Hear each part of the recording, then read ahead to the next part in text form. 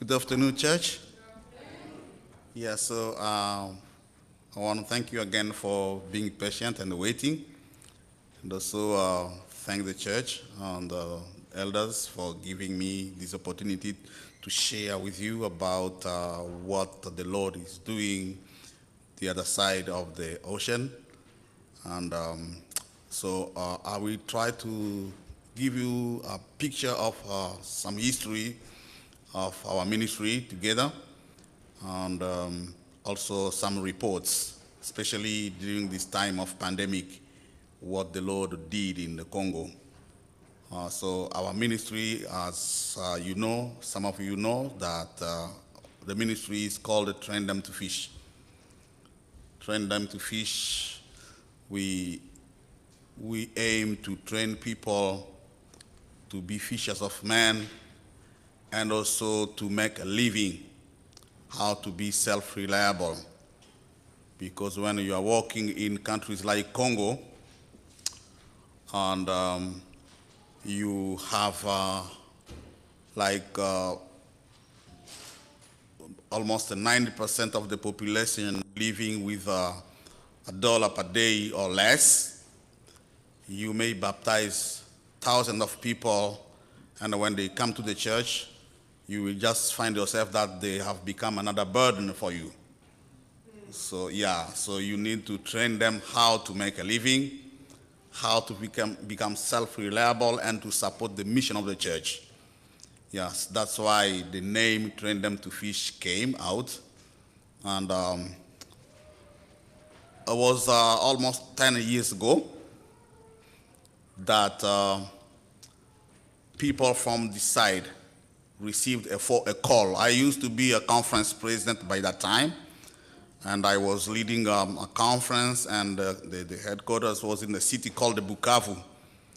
And I found myself that it was a big city of almost 1.2 million people, but with only 370 Adventists, unknown.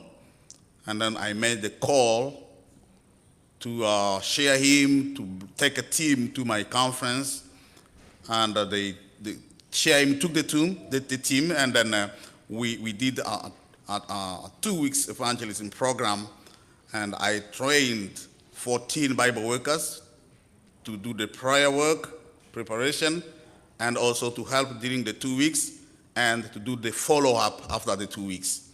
So it was like a success, because after 1 year, I asked the team to go back again to my place and to see the result of the work together with the Bible workers and the sponsorship from this side.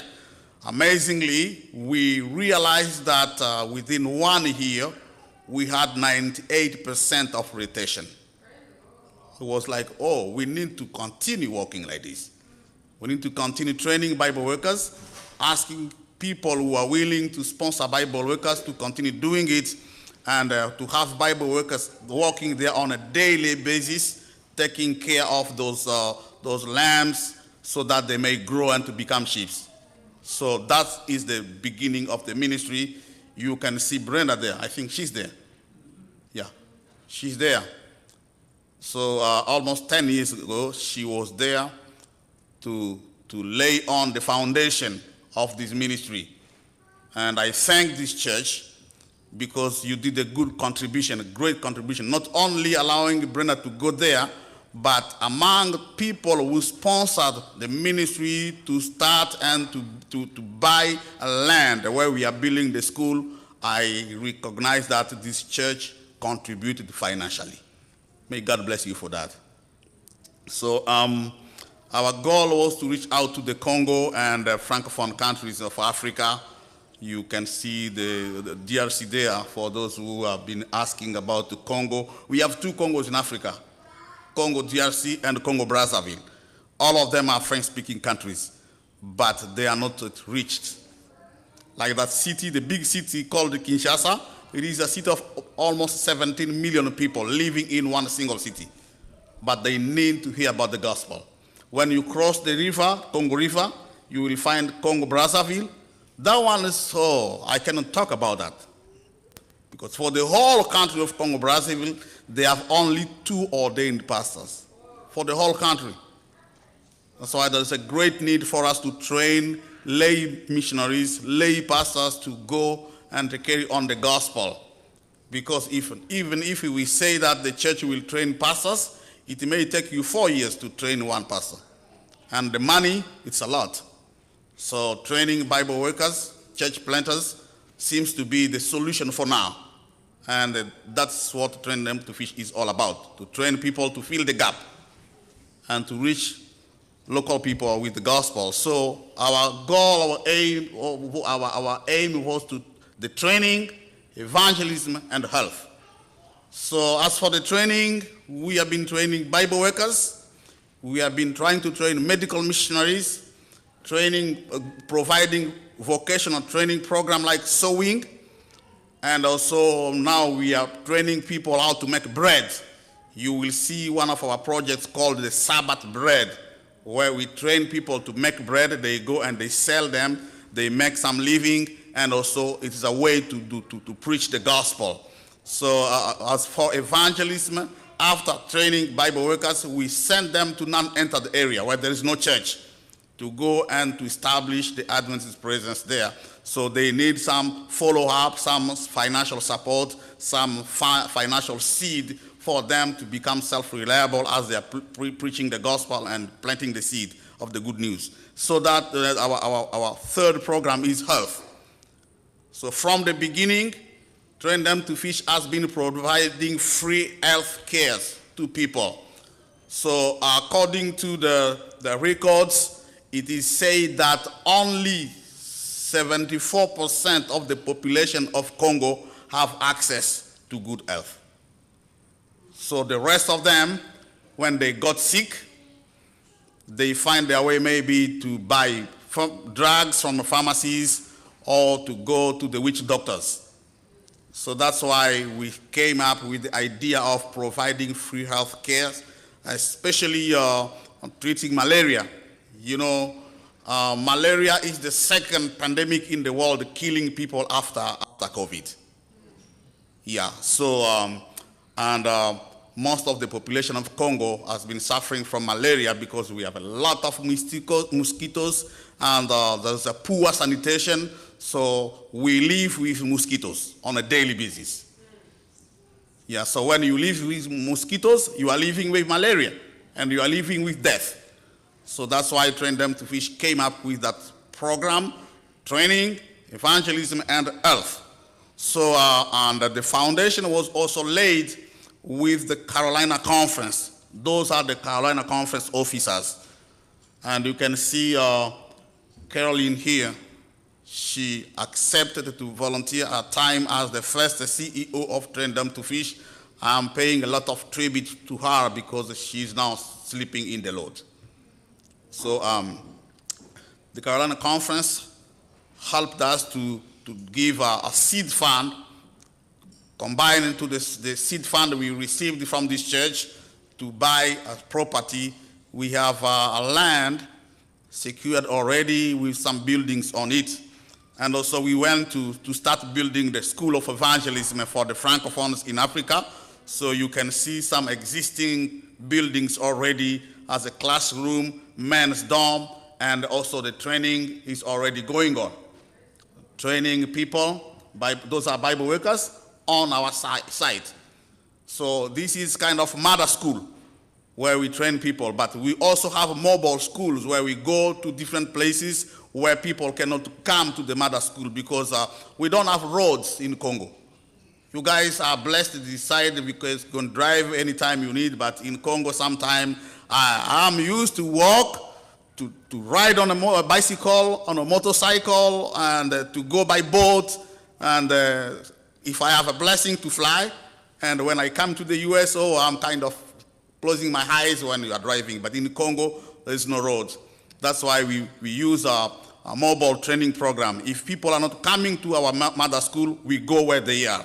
So, so we are training people. That's the mother school, and that's a training program in the city of Kinshasa. Training training Bible workers. And that one is a training program in Brazzaville. We cross the border to do the training there, because if we want people to come from Brazzaville, they have to go through immigrations and paying all those visas. Thus we decide to go where they are to train them there. And to fill the gap, because I told you that in Congo Brazzaville, they have only 2 ordained pastors for the whole country. So we need to fill the gap. So that's the army we have been training, Bible workers. And when we train them, we equip them. We need to give them Bibles. And those are disciple Bibles. They have all doctrines inside. They have Bible studies. They have a lot of series of and materials equipped for them to go and start churches. So when we send them, they go to and enter the areas. That's the kind of churches they start planting. So they plant those kind of churches. We call them bush churches. Yeah, the bush churches. We plant bush churches like those ones, and we provide some metal sheets to cover the roof. And then we move from that. We can put a wall, sometime with metal, and sometimes with wood, like the way you see them. And so those are the most professional churches we have been able to build in different communities. So kind of history, by God's grace, since Train Them to Fish was established, we have trained more than 600 missionaries. And by God's grace, we are happy that the church gave a value to our training program.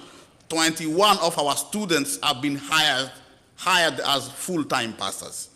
So that's an achievement, and we can thank God that we're together with our partners. We are trying to do something and in the darkness, to give light.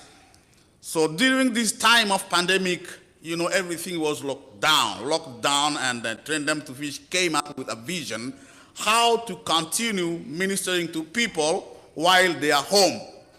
So the idea was to start a special program called the City Sidewalk Evangelism in the big city.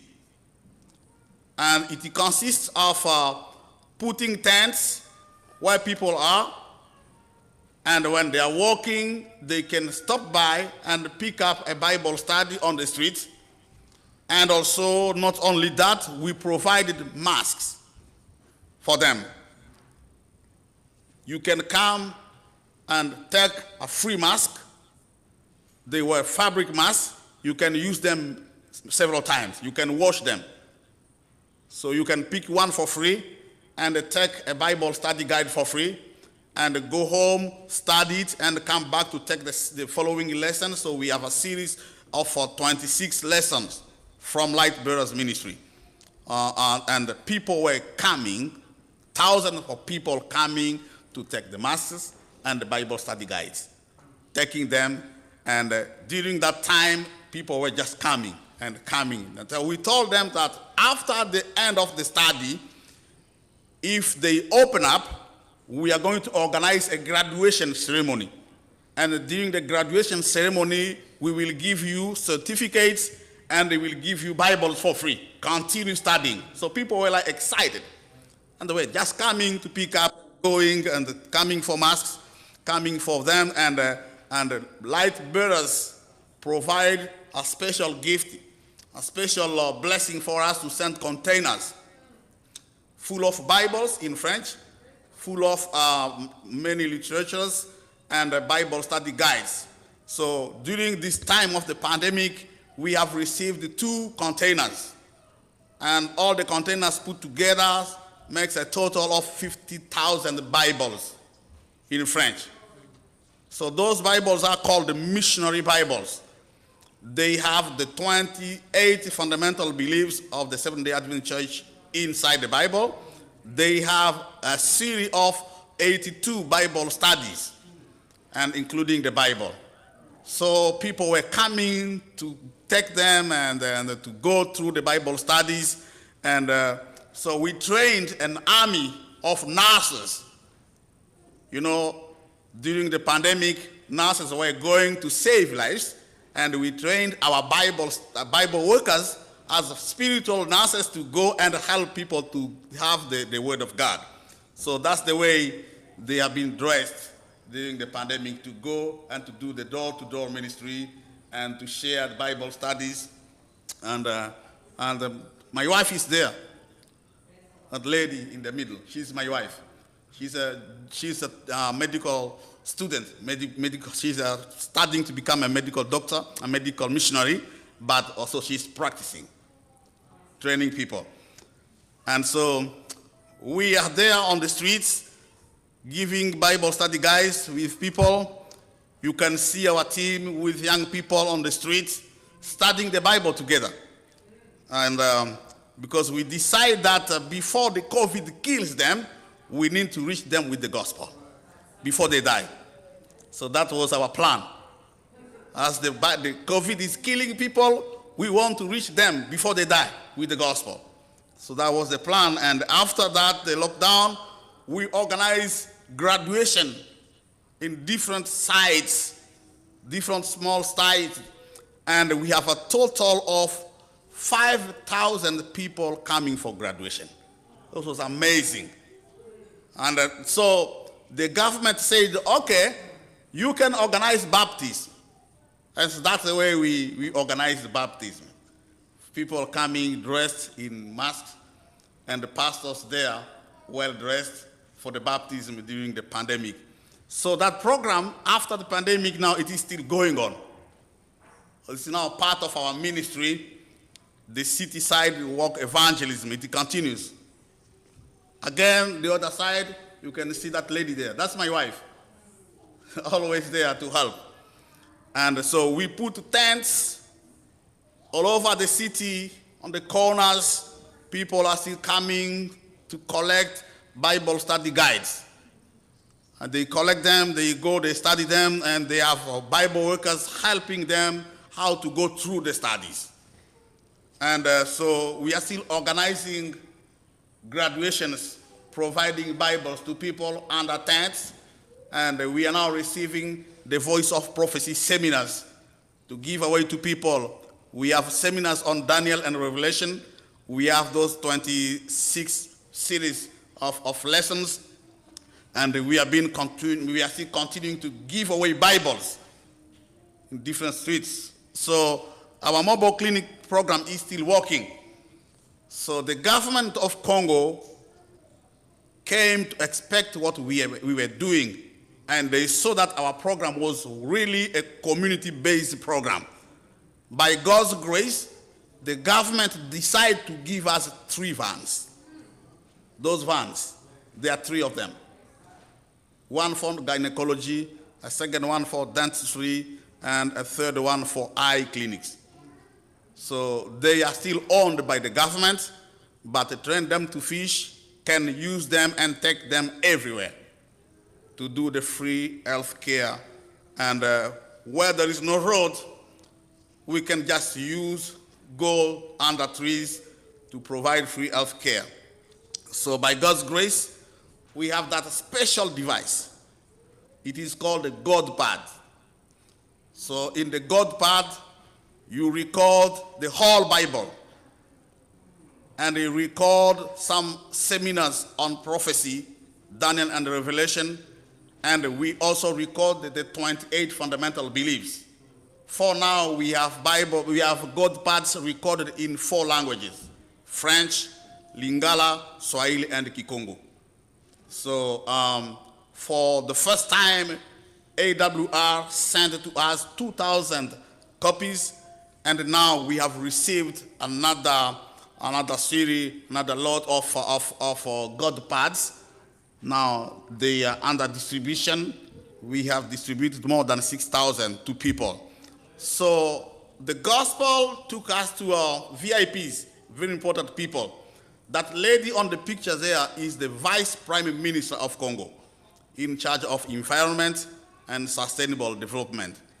So Train Them to Fish decided to give Bibles to people, key people in the country, and leaders, ministers, members of parliament.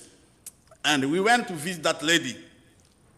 And she received a Bible, and she said, "Oh, I want you to come and to give to my office, staff members." And we went to provide Bibles. When I left, 1 week later, I received a call. Said, please, Pastor, we want you right now in the office of the Vice Prime Minister. So, something wrong with me? I said, no, we need you now. She's very sick, and she wants you to come and to pray for her. So I called my colleague, and we went to pray. She was really sick. And she said, I want you to pray for me because before I go to South Africa for treatment. And we read from the Bible, and I gave her the extra Bible. That's the Bible for women. I gave it to her, and we prayed together. And she said, no, Pastor, I want your hands to be on my head. Pray for me. And we prayed. The next day, she flew from Kinshasa to South Africa. When she arrived there, the doctor said, you are not sick. I don't see any sickness in your body. So what are you doing here? He said, I'm sick. No. There's no sickness. You are in good health. And she called to say, Pastor, your God healed me. So it's a miracle. So, and this program took us all the way to the office of the president of the country. That is Tshisekedi over there, the president of DRC. And this is your humble servant. He was invited there, and we shared 200 Bibles to the president and all the staff members there in the office. So that is our king. You remember him? Yeah, so he's still working. Those are some of people from his community. They have been studying the Bible under trees, and they come together, they sit together to study the Bible. And I have another special story of a former Pentecostal pastor.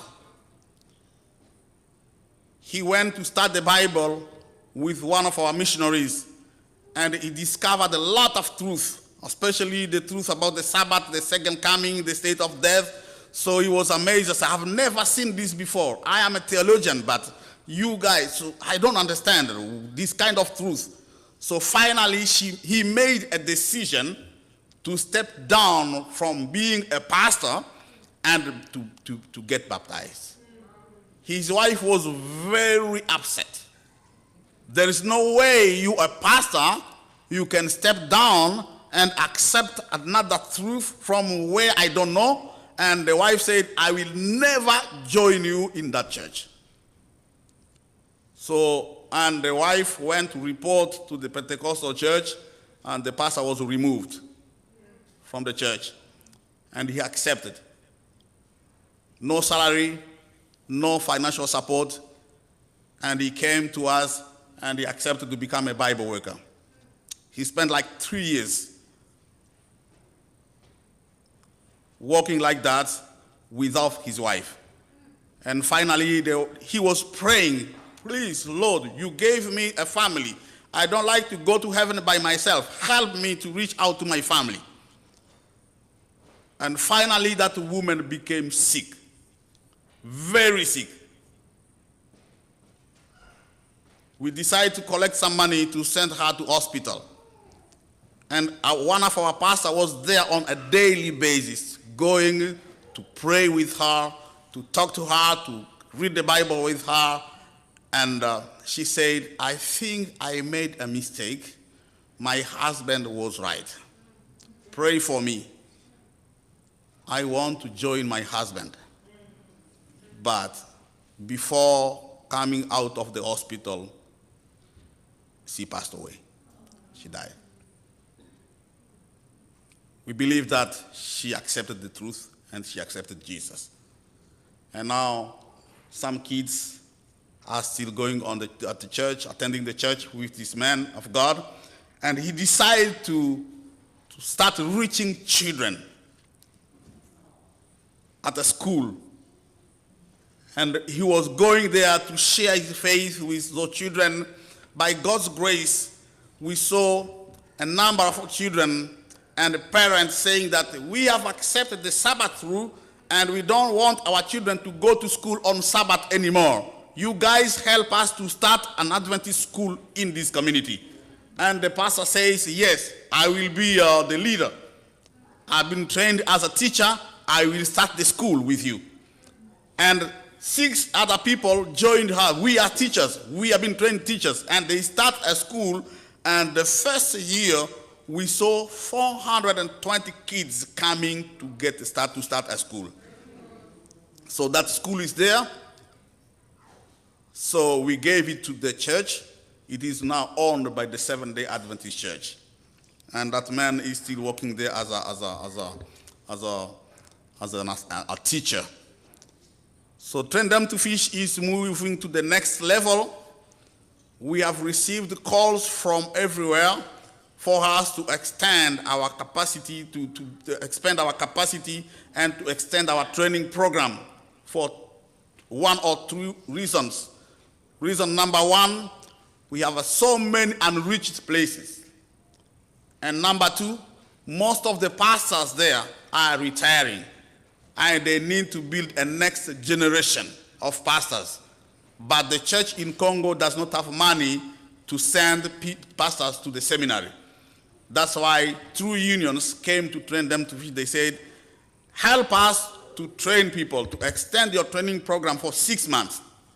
Train pastors to fill the gap. So we want to build this facility as a guest house so that by January of next year, we may start a 6-month training program to train pastors for the 2 Congos.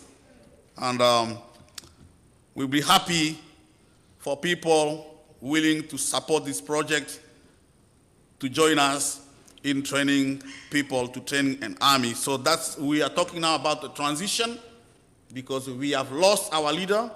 He has gone to sleep in the Lord, and Train Them to Fish is trying to transition from North Carolina, because our office was there and our post office box was there. Now time for us to do a transition and to fill the gap with volunteers who will be willing to do some fundraising for Train Them to Fish, to go to the mission field to see how we are working there. And actually next year, we are planning to organize a mission trip to Kinshasa to celebrate our 10th anniversary. After 10 years of ministry, we want people to come again this side and to go and to see what the Lord has done.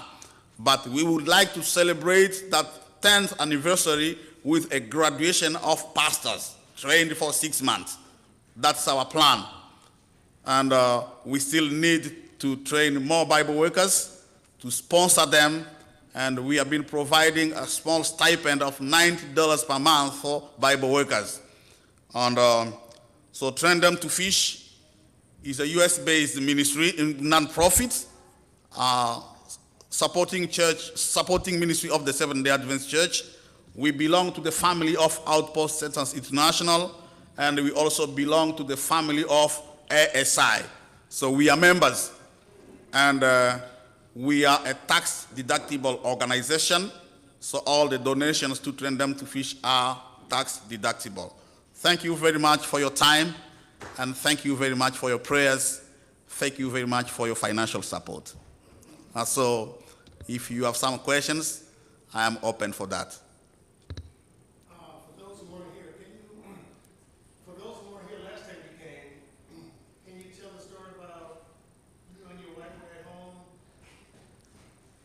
Yes.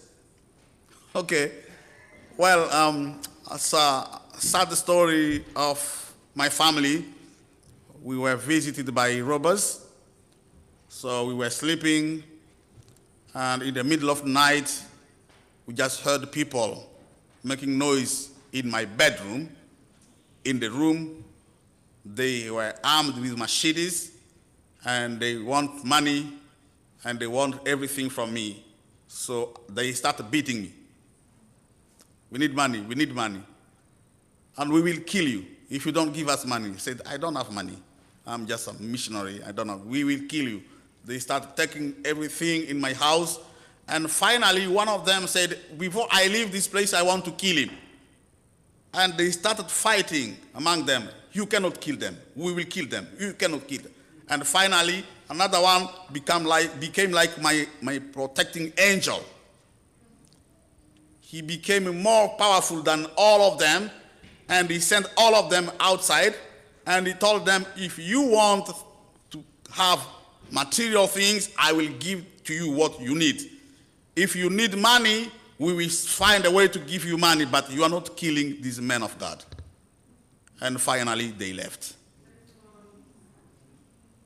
That's the story. Yeah.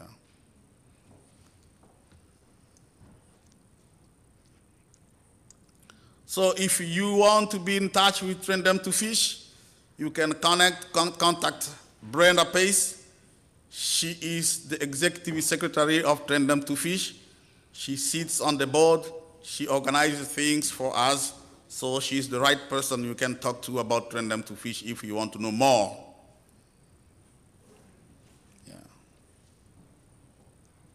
Yes? Well, I think maybe, especially for the children, if you could give a better idea of what it's like working there, because, you know, as you say, there's not good roads. So it's like, can you compare a little bit between here and there to give people a better understanding of some of the differences? Yeah, some of the differences, you know, when you go to the Congo,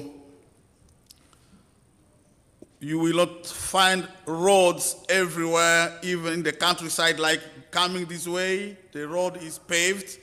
But if you go to countrysides in the Congo, there is no paved road. There is no tarmac. It is a muddy road.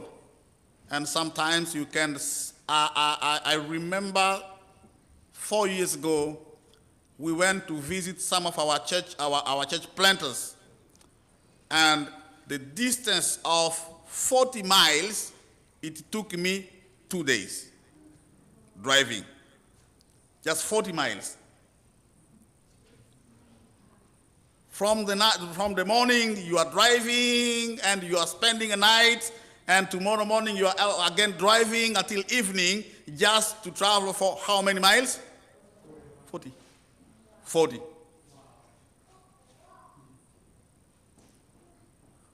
So that's the kind of roads we have there in our country. And some areas, there is no electricity like this. So, and there is no running water. If you want to use water, you will go to the river and you have water there, and you come back home and you'll boil water for you to have a shower.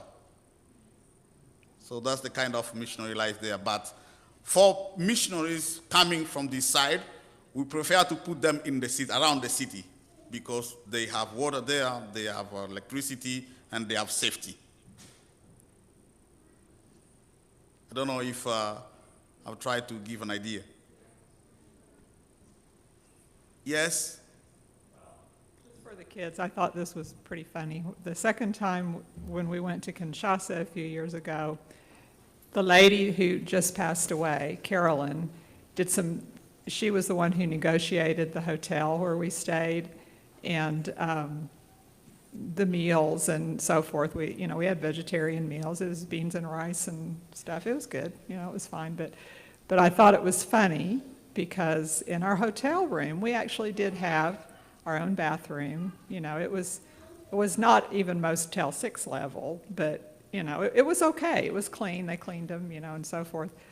But when she paid, assured them of the money that they were going to get for us being there 2.5 weeks, the number of people, it was a lot of money. And they agreed to put toilet seats on the toilets just for the American people. Which I thought was so funny because, it's like who would ever have thought that you wouldn't have one? But that was a special concession because we were going to be there for so long and they were going to get quite a lot of money. Yeah, so that's the reality. And we are praying and asking the Lord to help us not only to train people like that, but for the city of Kinshasa has a lot of challenges. That huge city with those number of people living there, they don't have a good Adventist school. That's why I have been asking if we can get teachers going there as missionaries to start something small and to grow from that as an outreach program. So if you have a good school in Kinshasa and they see Americans teaching there and English, wealthy people, they send their children there. So that's a good idea. Yeah. How many Adventist members do we have in Greater Kinshasa? Well, out of the 17 million people, we have less than 5,000. Very few. Even some people, they when you tell them about the Seventh-day Adventist Church, they think that is a cult. We have no idea about that church. They have never heard about Seventh-day Adventists within the city of Kinshasa. Yes? Same question. What's the predominant religion in your country? The most religion, Catholic? Roman Catholic. Roman Catholic, yeah. Yes.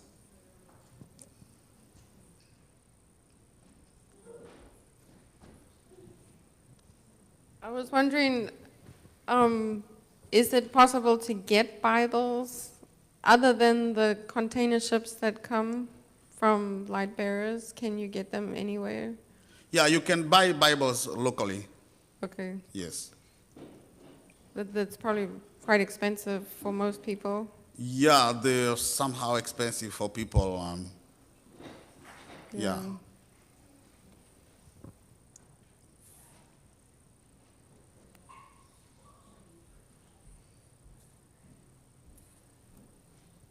I think this is a wonderful project. Praise the Lord. My family served with Adventist Frontier Missions for 10 years in Mali, West Africa. Even though we were an African-American family, it still took years to learn the language, to learn the culture. But when you have people that look like you, that already know how the people are living, that already know the language, it cuts way down on all that. And they can relate much quicker to the people. You have my support. Thank you very much.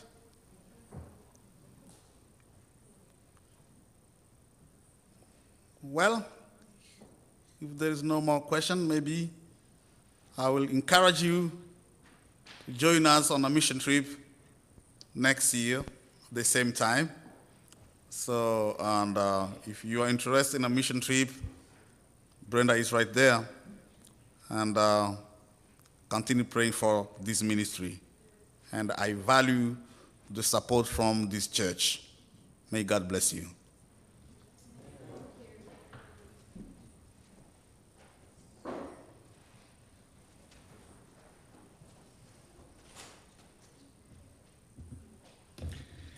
Well, I want to thank you, Pastor Ngasa, for coming and sharing with us. I also appreciate very much what you're doing there.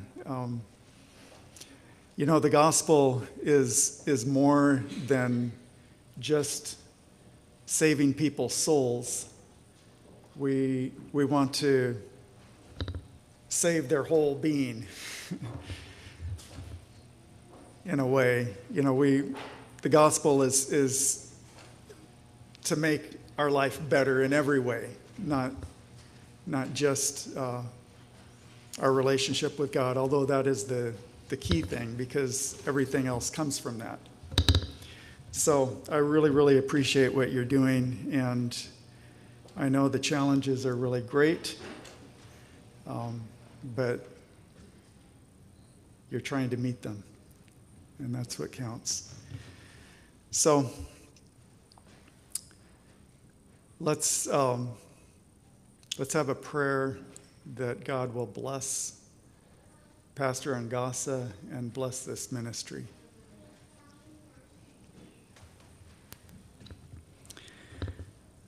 Our Father in heaven, we thank you so much for inspiring Pastor Ngasa to do this work and for inspiring those who have been standing by his side, helping to hold up his hands, assisting and supporting in so many different ways. We pray that you would continue to bless and strengthen their work, strengthen their hands, their hearts, and their minds.